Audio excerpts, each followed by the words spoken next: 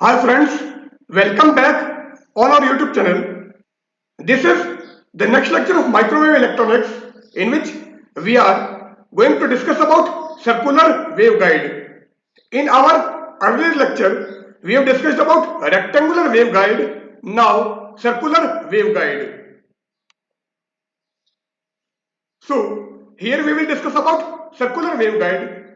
It's transverse magnetic and transverse electric wave, and also we will discuss about cutoff frequency, cutoff wavelength, guide wavelength, group velocity and phase velocity. So let's start with circular waveguide.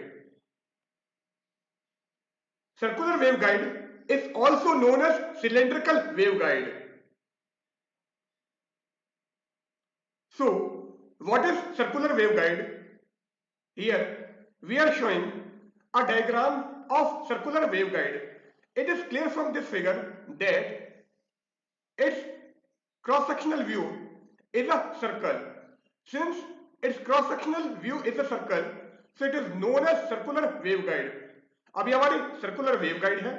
अब diagram से clear है कि ये जो इसका cross sectional view है एक circle की शेप में है, इसलिए इसको हमने सर्कुलर वेवगाइड कहा है.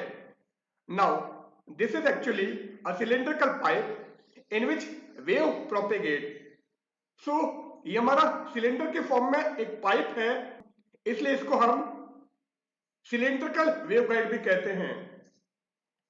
In figure a circular waveguide is shown whose cross-sectional radius is a. अब इस सर्कुलर वेवगाइड का क्रॉस सेक्शनल रेडियस हमने a लिया है. The method of solution of Maxwell's equation for circular waveguide for obtaining the field configuration is similar to rectangular waveguide. अब rectangular waveguide हमने पूरा discuss किया था. यहां पर हमको सर्कुलर वेवगाइड डिस्कस करना है. सो अगर आपको सर्कुलर वेवगाइड की मैक्सवेल्स इक्वेशन को सॉल्व करना है तो मेथड हमारा वही है जो कि रेक्टेंगुलर वेवगाइड में लिया था. केवल डिफरेंस ये होगा कि रेक्टेंगुलर वेवगाइड में हमने रेक्टेंगुलर कार्टेशियन कोऑर्डिनेट लिए थे, यहां पर हमको सिलेंड्रिकल कोऑर्डिनेट काम में लेने हैं. सो हम क्या करेंगे, मैक्सवेल इक्वेशन को सिलेंड्रिकल कोऑर्डिनेट सिस्टम में लिखेंगे, देन उसका सॉल्यूशन निकालेंगे और उससे हमको transverse electric field, transverse magnetic field, cut off wavelength, guide wavelength and other quantities मिल जाएंगी. Here we use cylindrical coordinate to solve the Maxwell equation. So अगर आपको सर्कुलर वेवगाइड की मैक्सवेल इक्वेशन को सॉल्व करना है तो हम सिलेंड्रिकल कोऑर्डिनेट सिस्टम काम में लेंगे. In figure, a circular waveguide with radius of cross section A is shown. सी हमारा रेडियस ऑफ क्रॉस सेक्शन है, तो डायग्राम से क्लियर है कि ये हमारा एक सर्कुलर वेवगाइड है, क्योंकि ये जो इसका क्रॉस सेक्शनल व्यू है ये सर्कल की शेप में है और इस सर्कल का रेडियस हमारा A है. Now transverse electric wave. तो सबसे पहले हम ट्रांसवर्स इलेक्ट्रिक वेव या टीई वेव लेते हैं. सो टीई वेव या टीई मोड को अगर हम सॉल्व करें तो पहले उसके लिए हमको मैक्सवेल इक्वेशन से इक्वेशन निकालनी है. अब मैक्सवेल इक्वेशन यूज करके जो इक्वेशन हमारी निकलती है वो इक्वेशन हमने बेसिक कॉन्सेप्ट ऑफ वेवगाइड के अंदर एक्सप्लेन कर दिया था और उन्हीं इक्वेशन को हम यहां पर काम में लेंगे. केवल डिफरेंस ये होगा कि रेक्टेंगुलर वेवगाइड में हमने रेक्टेंगुलर कार्टेशियन कोऑर्डिनेट लिए थे और यहां पर आपको रेक्टेंगुलर कोऑर्डिनेट की जगह सिलेंड्रिकल कोऑर्डिनेट यूज करने हैं. सो ट्रांसवर्स इलेक्ट्रिक वेव और टीई वेव. तो अब हमको टीई मोड या टीई वेव लेना है. For transverse electric mode, the tangential component of electric field, that is Ez, is zero everywhere, whereas tangential component of magnetic field exists. So अगर आपको transverse electric mode लेना है।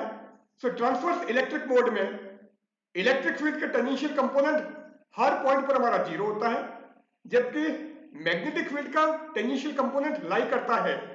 और cylindrical coordinate system में हम coordinate are and theta लेंगे। So for transverse electric mode Ez in terms of r theta is 0 everywhere, whereas Hz in terms of r theta exists. So हमारी जो Maxwell equation होगी वो Hz को satisfy करेगी। So Hz satisfies the wave equation. अब wave equation हमारी Hz को satisfy करेगी और Hz हमारा in terms of r and theta होगा। एंड वेव इक्वेशन हमने निकाली थी del T square H Z R theta plus के डेस square H Z R theta equal to 0। So this is our wave equation which we obtain by using Maxwell equation and this equation is satisfied by H Z. अब अगर इसका solution आप निकालोगे तो हमको tangential component of magnetic field that is Hz की value मिल जाएगी। Now del T square in terms of r theta is 1 by r del r of r del r plus 1 by r square del 2 by del theta 2। So अगर हम del T square की value in terms of r theta निकालें, means in terms of cylindrical coordinate system लें, तो del T square हमारा ये होता है। अब आप क्या करोगे, इस डेल टी स्क्वायर की वैल्यू आप यहां पर रखोगे, सो ये इक्वेशन हमारी चेंज हो जाएगी। So 1 upon r del r of r del r plus 1 upon r square del 2 by del theta 2 hz in terms of r theta plus k del square hz in terms of r theta equal to 0। तो हमने del T square की R and theta के terms में ये जो value है ये हमने यहां पर रख दी और ये इक्वेशन हमारी चेंज होकर इस फॉर्म में आ गई है। Now boundary condition. अब ट्रांसवर्स इलेक्ट्रिक वेव को सॉल्व करने के लिए हमारी Hz इस वेव इक्वेशन को सेटिस्फाई कर रहा है और इस इक्वेशन को सॉल्व करने के लिए हमको बाउंड्री कंडीशंस की रिक्वायरमेंट होगी। एंड बाउंड्री कंडीशन यहां पर क्या होगी, del Hz upon del n at r equal to a equal to 0 and del Hz by del r at r equal to a equal to 0। So boundary पर, boundary क्या है, ये हमारा circular की शेप में है और बाउंड्री इसकी r इक्वल टू a होगी क्योंकि इसकी रेडियस a है और r हमने रेडियस बोला है।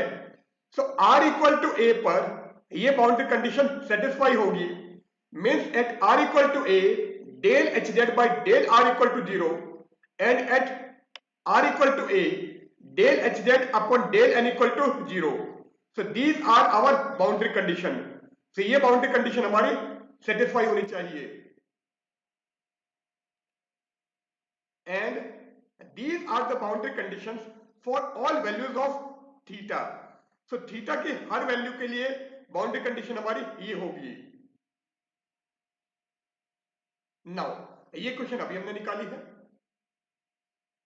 अब इस Hz को आप अंदर ले लो, तो Hz इसके साथ में भी जाएगा और इसके साथ में भी जाएगा। तो ये क्वेश्चन क्या हो जाएगी, 1 upon r del r of r del r of Hz plus 1 upon r square del 2 by del theta 2 of Hz plus k del square Hz equal to 0 and here Hz is a function of r and theta. तो Hz हमारा r and theta का function है। Now अगर हमको इस equation को solve करके Hz की वैल्यू निकालनी है, since Hz is a function of r and theta, so आपको सेपरेशन ऑफ वेरिएबल मेथड काम में लेना है। Means Hz will be the product of two function and that functions are depends only on small r and theta. तो HZ को हम दो function का मल्टीप्लिकेशन मानते हैं, उसमें से एक फंक्शन केवल स्मॉल r पर डिपेंड करेगा और दूसरा सिंपली स्मॉल थीटा पर डिपेंड करेगा, and we consider that HZ is equal to capital R into capital theta, and capital R depends only on small r, whereas capital theta depends only on small theta. So HZ को हम R and theta का product मान लेते हैं, और ये जो capital R है ये ओनली स्मॉल r पर डिपेंड करेगा, and capital theta depends only on theta. So we consider that HZ equal to capital R into capital theta, and capital R is a function of small r, whereas capital theta is a function of small theta. अब आप क्या करोगे, इस equation में del HZ by del R की value यहां से निकाल के पुट करोगे, इसी तरह से del two HZ upon del theta two की वैल्यू भी इस इक्वेशन से निकाल के यहां पर पुट करेंगे, और इसके बाद में हम capital R and capital theta की वैल्यू निकालेंगे, और लास्ट में capital R and capital theta का प्रोडक्ट लोगे, देन हमको इस इक्वेशन का सॉल्यूशन दैट इज HZ की वैल्यू मिल जाएगी. Now del HZ upon del R निकालना है, so here theta is constant, so del HZ upon del R will be equal to capital theta d capital R upon d small r, because capital theta is only the function of small theta, इसलिए आप HZ का R के respect में partial differential कर रहे हो, इसलिए ये कांस्टेंट होगा और ओनली कैपिटल R का डिफरेंशियल होगा, एंड यहां पर capital R simply small r पर डिपेंड कर रहा है, इसलिए मैंने डेल कैपिटल R की जगह dr लिखा है. So del HZ upon del R equal to capital theta d capital R upon d small r. So del HZ upon del R equal to capital theta d capital R upon d small r. इसी तरह से अगर हम del HZ by del theta की value निकालें, तो यहां पर कैपिटल R हमारे लिए कांस्टेंट होगा, because it depends only on small r, and capital theta का स्मॉल थीटा के रेस्पेक्ट में डिफरेंशियल करोगे, तो वो क्या जाएगा d capital theta upon d small theta, and अगर हम इसका सेकंड डिफरेंशियल करें, so del two HZ by del theta two is equal to r हमारा कांस्टेंट होगा, and d capital theta by d small theta का second differential d two capital theta upon d small theta two. So del HZ by del r की value ये होगी, and del two HZ by del theta two की value ये होगी.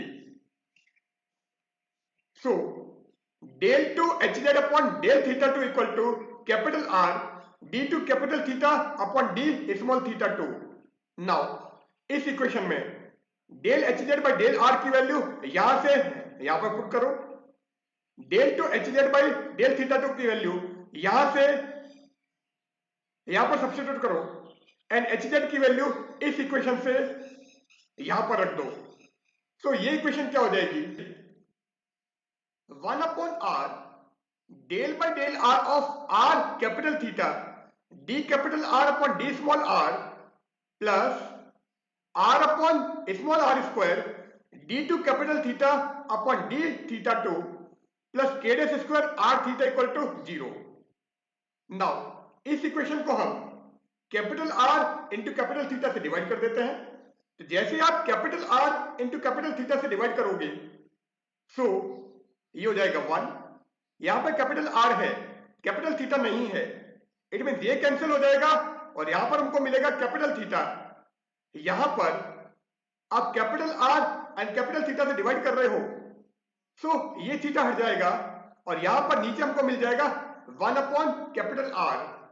तो equation क्या हो जाएगी, 1 upon capital R small r del by del R d capital R upon d small r plus 1 upon r square capital theta d two capital theta upon d theta 2 plus k dash square equal to 0. Now इस equation को आप small r square से multiply भी कर दो, so अगर हम small r square से मल्टीप्लाई करेंगे, सो यहां पर r स्क्वायर आ गया और यहां पर r स्क्वायर आएगा, और ये जो आर स्क्वायर है ये क्या बन जाएगा, के डेस स्क्वायर आर स्क्वायर। सो के डेस स्क्वायर आर स्क्वायर, और ये जो आर स्क्वायर आया है इसको अंदर लेके जाओगे तो यहां पर स्मॉल आर है तो एक आर कैंसिल हो जाएगा और यहां पर क्या आ जाएगा, small are upon capital are D by D R of R D capital are upon D small R. So small are upon capital are D by D R of R D capital are upon D small R, क्योंकि अब केवल ये r का function है इसलिए ये जो del by del r था इसको मैंने d बाई डी आर लिख दिया है। अब यहां पर आते हैं, यहां पर ये आर स्क्वायर और ये आर स्क्वायर कैंसिल हो जाएगा। तो यहां पर क्या बचेगा, 1 upon capital theta D two capital theta upon D theta two. So plus 1 upon capital theta D two capital theta upon D theta two. It means अगर मैं इस इक्वेशन को R square upon R capital theta से multiply करूं तो मेरे को ये इक्वेशन मिल जाती है। नाउ अब हम क्या करते हैं, इसको ओपन करते हैं। तो d by D small R of R D capital are upon D small R, तो जैसे ओपन करोगे फर्स्ट टाइम मैं इसका डिफरेंशियल करता हूं, इसको कांस्टेंट मानता हूं। तो अगर आप स्मॉल आर का आर के रेस्पेक्ट में डिफरेंशियल करोगे तो 1 हो जाएगा और यहां पर सिंपली हमको D capital are upon D small R मिलेगा।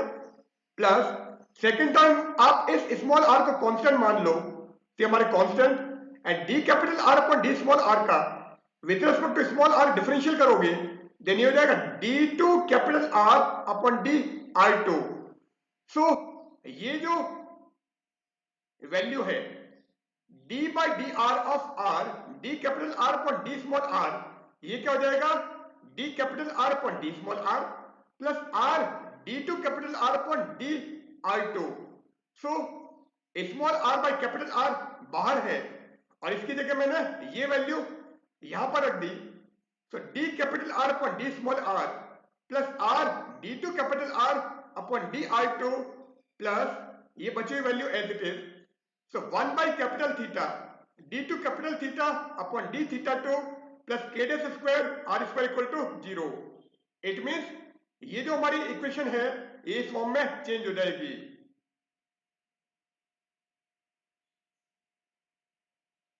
नाउ इसको मैं राइट हैंड साइड में ट्रांसफर कर देता हूं तो ये हमारा नेगेटिव बन जाएगा यहां पर आके। तो क्या हमको मिलेगा, small are upon capital R D capital are upon D small are plus R D two capital are upon D R two plus के डेस square are square equal to -1 by capital theta D two capital theta upon D theta two. और ये equation मैंने यहां पर लिख दी है। तो simply मैंने इस टर्म को यहां पर ट्रांसफर किया तो मेरे को ये इक्वेशन मिल गई। नाउ ये इक्वेशन अभी हमने निकाली है। अब यहां पर क्लियर है इस इक्वेशन का left hand side simply small R पर डिपेंड करता है और ये सिंपली स्मॉल थीटा पर डिपेंड करता है। इट मींस ये दोनों इक्वल हैं। सो इन दोनों को किसी कांस्टेंट के इक्वल मान लेते हैं। The left hand side of this equation is only the function of small R and its right hand side is only the function of small theta. तो ये जो इक्वेशन है इसका left hand side only small R पर depend कर रहा है और इसका right hand side simply small theta पर डिपेंड करता है। Since both are equal to each other so they will B separately equal to a constant. और ये इसके इक्वल है और ये इसके इक्वल है। इट मींस दोनों एक दूसरे के इक्वल हैं। तो ये दोनों किसी कांस्टेंट के इक्वल होंगे तो हम यहां पर कोई कांस्टेंट एल स्क्वायर एज्यूम कर लेंगे। So let small r upon capital R d capital R upon d small r plus r d2 capital R upon d r2 plus k dash square r square equal to -1 by capital theta d2 capital theta upon d theta 2 equal to l square। तो हमने इसको l square के equal मान लिया है। It means ये वाली term भी l square के इक्वल है और ये वाली टर्म भी l square के इक्वल है। नाउ पहले हम इन दोनों टर्म को ले लेते हैं। So -1 by capital theta D two capital theta divided by D theta two equal to L square. अब आप क्या करोगे, इस इक्वेशन को थ्रू आउट कैपिटल थीटा से मल्टीप्लाई कर दो। तो जैसे कैपिटल थीटा से मल्टीप्लाई करोगे यहां पर तो कैंसिल हो जाएगा और कैपिटल थीटा यहां पर आ जाएगा, और फिर मैं इसको राइट हैंड साइड में ट्रांसफर कर देता हूं। तो इक्वेशन क्या मिलेगी, D two capital theta divided by D theta two plus L square capital theta equal to 0। तो हमको ये इक्वेशन मिल जाएगी, और अगर मैं इस इक्वेशन का सॉल्यूशन निकालूं तो मेरे को कैपिटल थीटा की वैल्यू मिल जाएगी। सो ये इक्वेशन हमारी D two capital theta upon D theta two plus L square theta equal to 0 हो गई, और ये इक्वेशन सिंपली हमारी सिंपल हार्मोनिक मोशन की इक्वेशन है।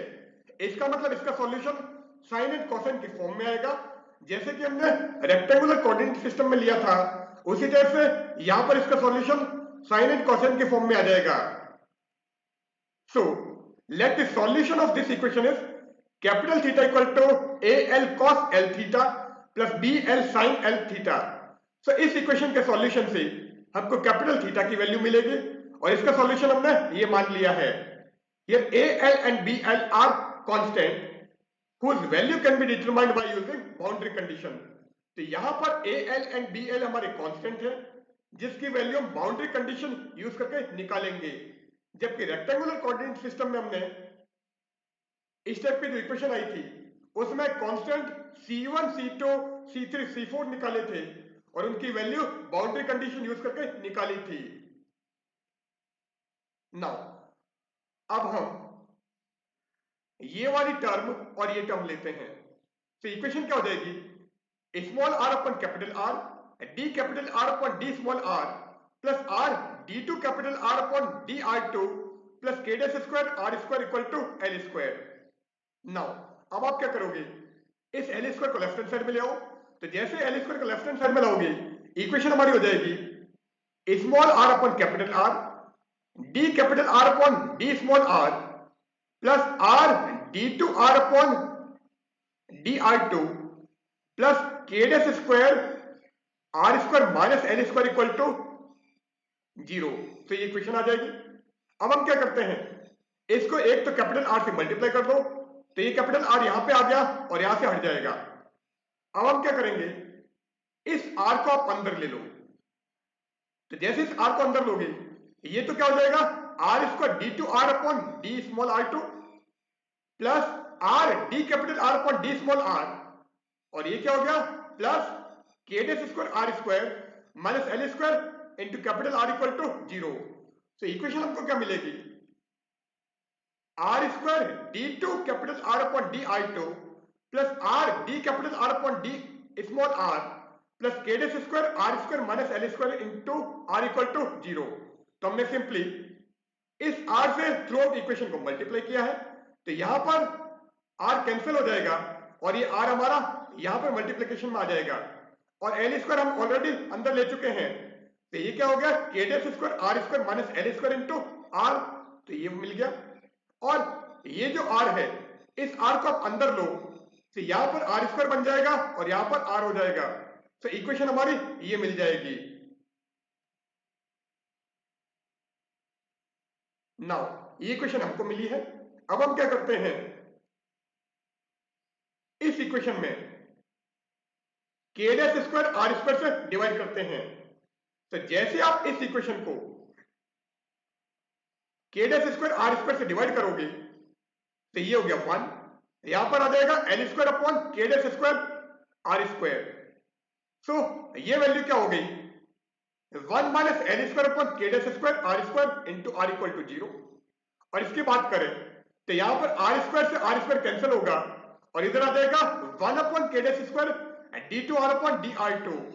सो 1 upon k dash square D two capital R upon D r2, और यहां पर क्या आएगा एक r से r कैंसिल हो जाएगा, सो 1 upon k dash square r D capital R upon D small r, सो plus 1 upon k dash square r D capital R upon D r।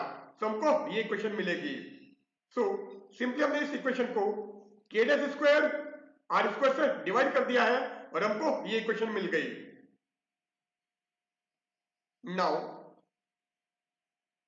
इस के डैश स्क्वायर को आप इसके साथ में ले लो, तो ये क्या हो जाएगा, डिफरेंशियल ऑफ के डैश आर टू। इसी टाइप से यहां पर के डैश स्क्वायर आर है, तो एक के डैश को आप यहीं पे छोड़ो और एक के डैश को मैं इसके साथ में ले जाता हूं, तो ये क्या हो जाएगा, 1/r k dash d capital are upon D r के dash plus 1 minus l square upon r के dash whole square into r equal to 0। तो हमने इस के डैश स्क्वायर को इसके साथ में, इसमें से एक के डैश को इसके साथ में, और ये हमारा के डैश स्क्वायर आर स्क्वायर है, तो इसको आर के डैश होल स्क्वायर लिख दिया है। सो ये इक्वेशन हमारी इस फॉर्म में चेंज हो गई। अब ये जो इक्वेशन है, this equation is actually similar to Bessel equation. अब ये जो इक्वेशन आई है, this equation is similar to below Bessel equation, और बेसल इक्वेशन हमारी कौन सी है, d2y by dx2 plus 1 by x dy by dx plus 1 minus N square upon X square y equal to 0। So ये जो equation है, this equation is similar to this Bessel equation. तो इस basal equation के similar है। Difference क्या है, यहां पर x है और यहां पर r k डैश है, तो जहां जहां x है वहां पर यहां पर r k डैश अवेलेबल है, और जहां पर y है वहां पर इसमें कैपिटल R है, एंड यहां पर n है और यहां पर l है। इसका मतलब अगर मैं इस इक्वेशन में x की जगह r k डैश, y की जगह कैपिटल R एंड n की जगह l लिखो, तो मेरे को ये इक्वेशन वापस इस फॉर्म में मिल जाएगी। The solution of this equation is, अब अगर हम इस इक्वेशन का सॉल्यूशन निकालें, तो this is our Bessel equation, तो इससे बेसल फंक्शन मिलेगा, और इसका सॉल्यूशन जो आता है जिसको हम बेसल फंक्शन बोलते हैं वो क्या होगा, J N X equal to root of 2 upon pi X cos X minus 2n plus 1 upon 4 pi. तो हमको ये सॉल्यूशन मिलेगा। अब एक्चुअल में बेसल इक्वेशन में यहां पर 2 था, इसलिए सॉल्यूशन हमको ये मिल रहा है, और मैंने केवल इसको सिमिलर दिखाने के लिए इसको x ले लिया है। So the solution of this Bessel equation is this one. Here j and x is a Bessel function. So इस इक्वेशन में जो j and x है, this is our Bessel function.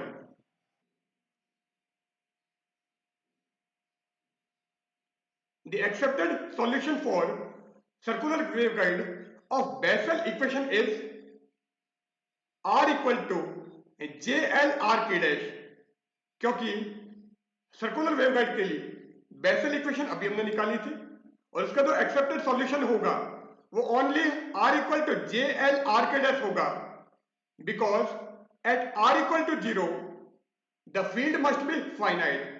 तो फील्ड फाइनाइट होने के लिए जो एक्सेप्टेड सॉल्यूशन है वो हमारा r equal to J L R के डैश है। नाउ इक्वेशन हमारी ये थी, एंड इसका सॉल्यूशन हमने H Z equal to capital R into capital theta माना था, और कैपिटल आर की वैल्यू हमारी ये आ गई है। कैपिटल थीटा की वैल्यू हमने निकाली थी A L cos L theta plus B L sine L theta. तो अब आप क्या करोगे, इस सॉल्यूशन के अंदर इस कैपिटल आर की वैल्यू जे एल आर के डैश एंड कैपिटल थीटा की value A L cos L theta plus B L sine L theta, ये पुट करोगे।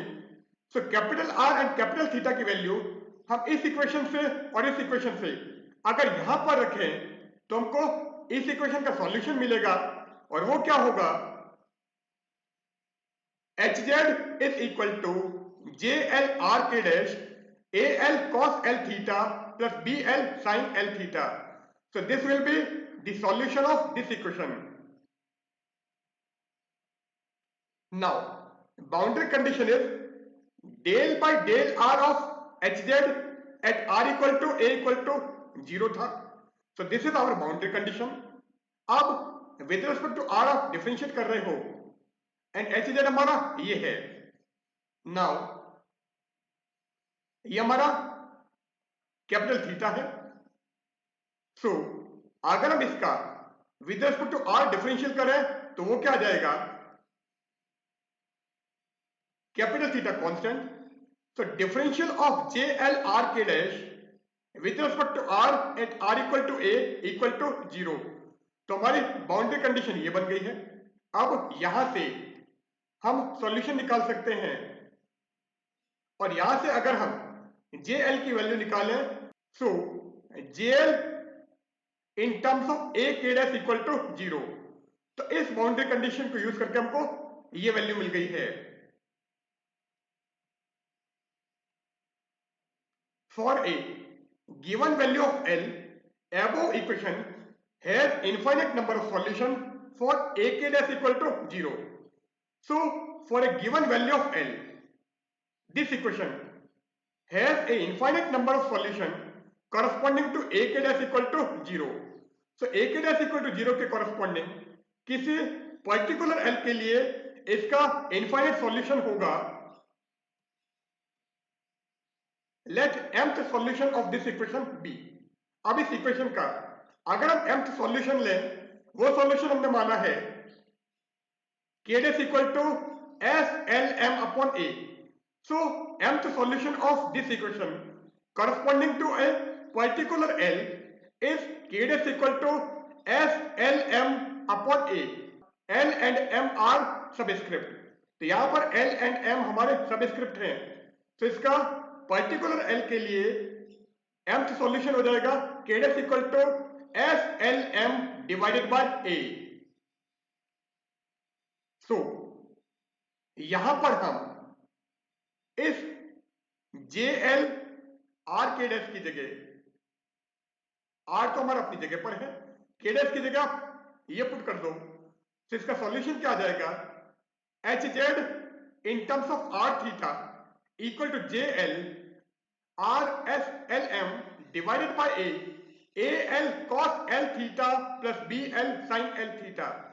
सो इस इक्वेशन का सॉल्यूशन हमको ये मिल गया है।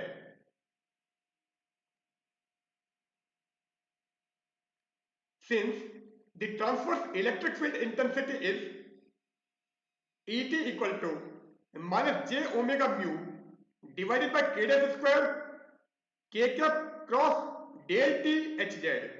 अब ट्रांसवर्स इलेक्ट्रिक फील्ड इंटेंसिटी का इक्वेशन हमारा ये है और इक्वेशन हमने रेक्टेंगुलर वेवगाइड में भी निकाला था। अब केवल हमको डेल टी की value in terms of cylindrical coordinate system लिखनी है एंड एच जेड की वैल्यू जो अभी हमने निकाली है वो लिखनी है। तो इससे हमको ईटी की वैल्यू मिल जाएगी या ट्रांसवर्स इलेक्ट्रिक फील्ड इंटेंसिटी मिलेगी। Now del t in terms of cylindrical coordinate system is i r cap del by del r plus j theta cap 1 upon r del by del theta. क्योंकि ये जो vector del t है actual में क्या होगा, r cap del by del r plus theta cap 1 upon r del by del theta. और इस direction में मैंने यूनिट वेक्टर यहां पर आई आर कैप ले लिया है और यहां पर यूनिट वेक्टर जे थीटा कैप लिया है। सो del t in terms of cylindrical polar coordinate system is this one. So Et equal to minus j omega mu upon k dash square k cap cross I r cap del by del r plus j theta cap 1 upon r del by del theta h z। और h z की value क्या है, h z equal to j l r s l m divided by a l cos l theta plus B L sine L theta. तो आप इस H Z की जगह ये यहां पर पुट कर दो। सो एच जेड की जगह हमने ये यहां पर पुट किया तो ये यहां पर आ गया। अब यहां की बात करें तो इधर है के कैप और यहां पर है आई कैप एंड के क्रॉस आई होता है जे और यहां पर जे का मतलब जे थीटा कैप है, तो के कैप क्रॉस आई आर कैप क्या हो जाएगा, जे थीटा कैप। सो ये क्या हो गया, j theta cap del by del r. अब इसकी बात करें तो ये के कैप और ये j cap, k cap cross j cap equal to minus i cap, और यहां पर आई कैप का मतलब आई आर कैप है। तो अगर आप इस के कैप और क्रॉस जे थीटा कैप को लोगे तो ये क्या बन जाएगा, माइनस आई आर कैप। तो this is minus i r cap 1 by r del by del theta, जो यहां पर था उसको हमने एज इट इज लिख दिया है। So the transverse electric field intensity for circular waveguide is Et equal to minus j omega mu divided by k dash square j theta cap del by del r minus I r cap 1 by r del by del theta j l r s l m divided by a l cos l theta plus b l sin l theta. This is for transverse electric wave. तो transverse electric wave या TE wave के लिए हमने transverse electric field intensity निकाली है, जो हमको ये मिली है। Similarly the transverse magnetic field intensity, transverse magnetic field intensity rectangular waveguide में ट्रांसवर्स इलेक्ट्रिक वेव के लिए क्या थी, h t equal to j k divided by k dash square del t h Z. अब एच जेड हमारे पास में ये है, डेल टी की वैल्यू ये है, तो आप डेल टी की जगह ये और एच जेड की जगह ये रख दो। So the transverse magnetic field intensity h t equal to j k divided by k dash square j theta del by del r minus i r cap 1 upon r del by del theta j L r s L M divided by a L cos L theta plus B L sine L theta. So transverse electric field हमारा ये हो गया, transverse magnetic field हमारा ये हो गया for circular waveguide for transverse electric wave by using above equation. कौन से, ये इक्वेशन और ये equation. So by using above equation we can determine the values of e r, e theta, h r and h theta easily. तो इन दोनों equation को solve करके हम e r, e theta, h r and h theta की value find कर सकते हैं। Now cut off wavelength. अब कट ऑफ वेवलेंथ क्या होगी, डेफिनेशन मैंने रेक्टेंगुलर वेवगाइड पे एक्सप्लेन कर दी थी, और यहां पर ओनली हम इसका डेरिवेशन ले लेते हैं। डिटेल में हमने रेक्टेंगुलर वेवगाइड में लिया था, यहां पर हम सिंपली शॉर्ट मोड में चलेंगे।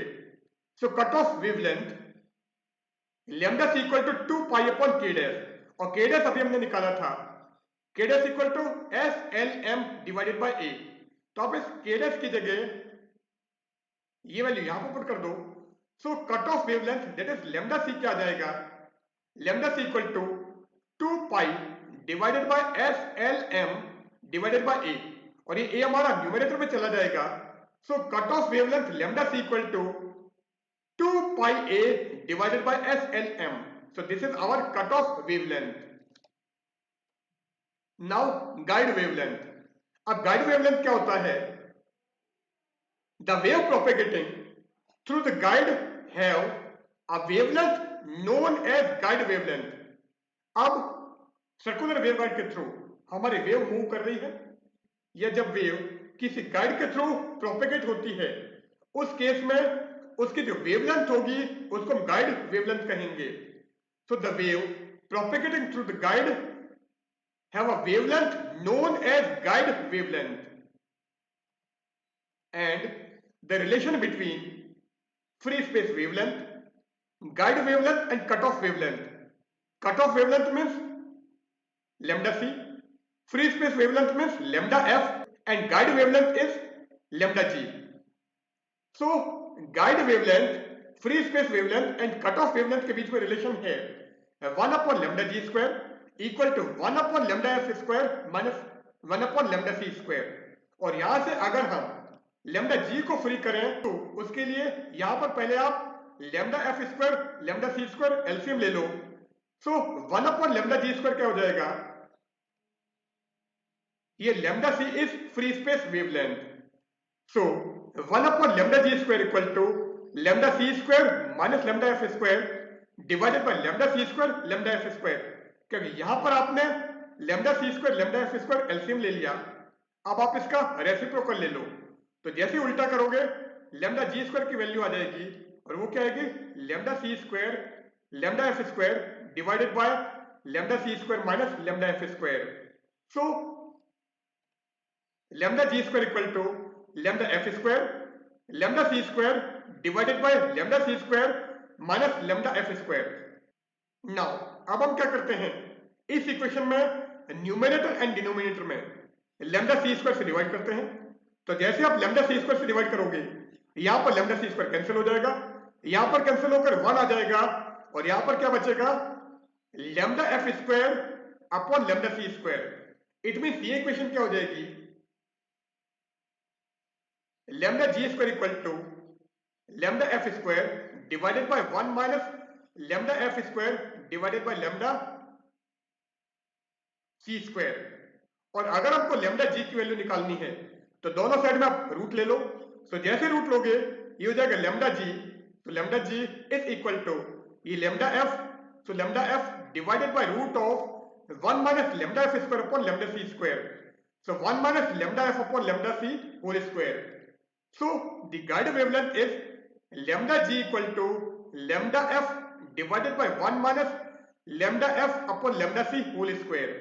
तो हमारे guide wavelength, free space wavelength and cut off wavelength के बीच में रिलेशन है। अब हमको यहां पर सर्कुलर वेवगाइड के लिए गाइड वेवलेंथ निकालना है।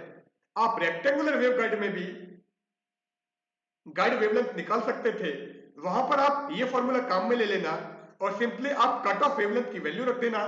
सो लेमडा जी की वैल्यू रेक्टेंगुलर वेवगाइड के लिए मिल जाएगी।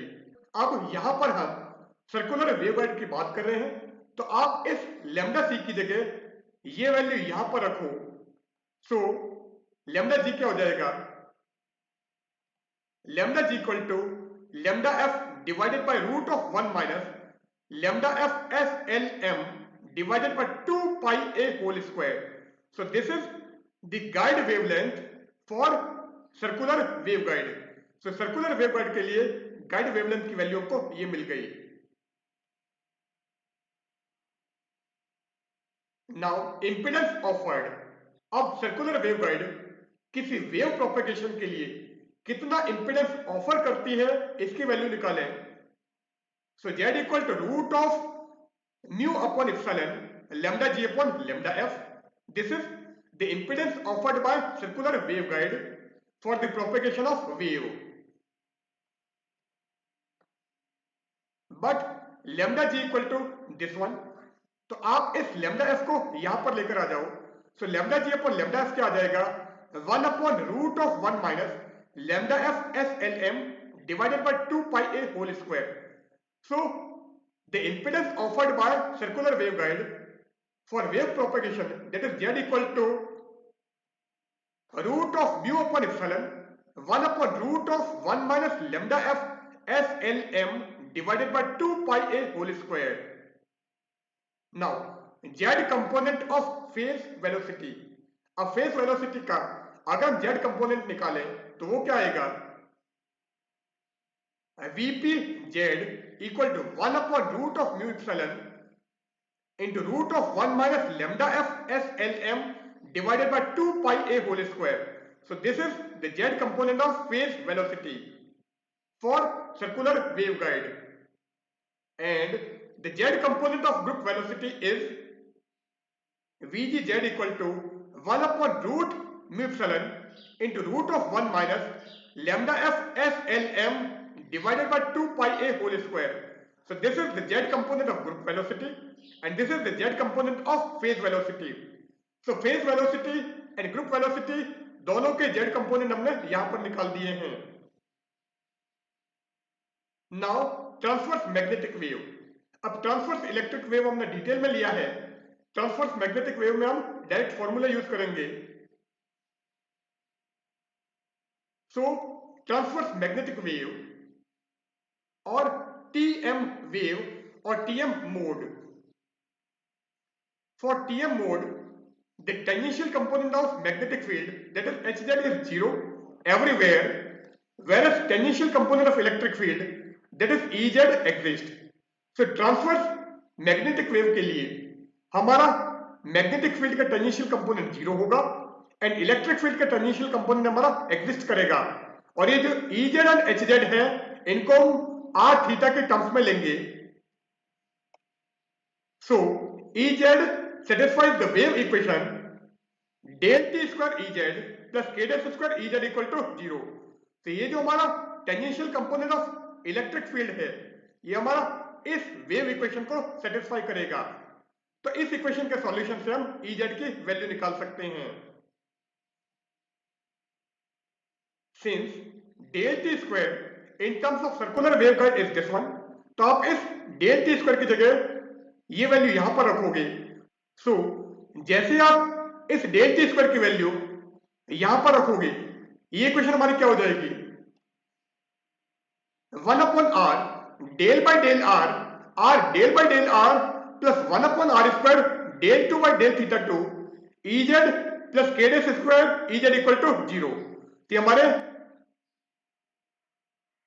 सर्कुलर वेवगाइड के लिए ट्रांसवर्स मैग्नेटिक वेव के केस में, ये ट्रांसवर्स मैग्नेटिक मोड के केस में इक्वेशन हमको मिल गई है.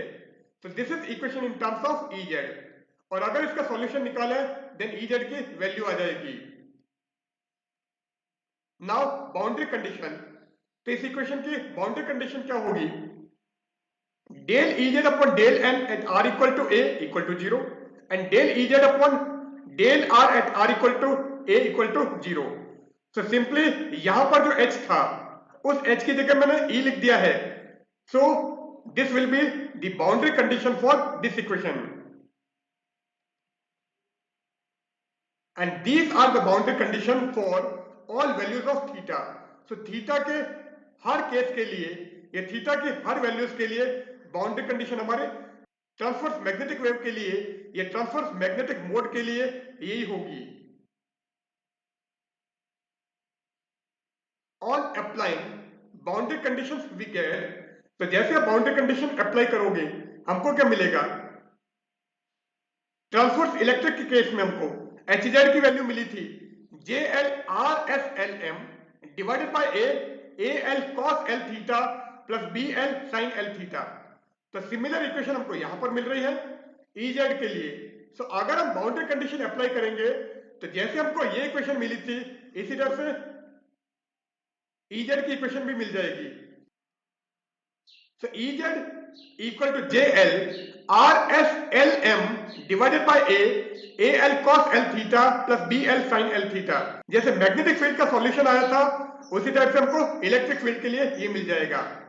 तो यहां पर आप चाहो तो इधर हमने S लिया है, आप इधर S' ले सकते हो. यहां पर AL एंड BL लिया है, आप यहां पर AL' एंड BL' ले सकते हो. तो कांस्टेंट आप चाहो तो चेंज कर लेना, पर मैंने दोनों इक्वेशन को एक ही टाइप की दिखाई है इसलिए मैंने यहां पर जैसे यहां पर कांस्टेंट लिए थे सेम टू सेम कांस्टेंट यहां पर ले लिए हैं. तो ट्रांसवर्स मैग्नेटिक मोड के लिए Ez की वैल्यू ये है एंड ट्रांसवर्स इलेक्ट्रिक वेव के लिए Hz की वैल्यू हमारे पास में ये है. नाउ कट ऑफ वेवलेंथ, अब कट ऑफ वेवलेंथ क्या थी, lambda c equal to 2 pi a upon s l m. तो हमारे ट्रांसवर्स इलेक्ट्रिक वेव में सर्कुलर वेवगाइड की कट ऑफ वेवलेंथ थी, और ये कि ये वेवलेंथ यहां पर हमको मिलेगी. आप अगर यहां पर S'(Lm) लोगे तो यहां पर हमको S'(Lm) मिल जाएगा. So cut off wavelength lambda c equal to 2 pi a upon s l m. Now guide wavelength, अब गाइड वेवलेंथ क्या है, lambda g equal to lambda f divided by root of 1 minus lambda f S'(Lm) divided by 2 pi a whole square. So this is our guide wavelength and this is cutoff wavelength. Now impedance offered, अब अगर impedance की value निकालोगे तो impedance हमने transverse electric wave में निकाला था वो कि वो यहां पर मिल जाएगा। So z equal to root of mu upon epsilon 1 upon root of 1 minus lambda f s l m divided by 2 pi a whole square। और अगर आप चाहो कि यहां पर मैं s डैश दिखाऊं तो यहां पर आपको s डैश मिल जाएगा। तो मैंने चेंज नहीं किया है जिससे कि मेरे सारे फॉर्मूले वही रहे। The values of SLM for transverse electric wave and transverse magnetic wave for circular waveguide are। अब transverse electric wave and transverse magnetic wave के लिए SLM की कुछ वैल्यूज हम यहां पर दिखा देते हैं कि हमारी table, this is transverse electric mode and this is transverse magnetic mode. So S01 in case of transverse electric mode is 3.832, here 2.405, S02 7.016 5.52, S03 is 10.173 8.654, S11 is 1.841 3.832, S12 equal to 5.331 7.016 and S13 equal to 8.536 10.173। So these are the values of S for transverse electric mode and transverse magnetic mode। So here we end our session. In the current session we have discussed about circular waveguide, its transverse electric and magnetic field intensity, cutoff wavelength, guide wavelength, impedance offered, and also we have discussed about z component of group velocity and z component of phase velocity। So goodbye।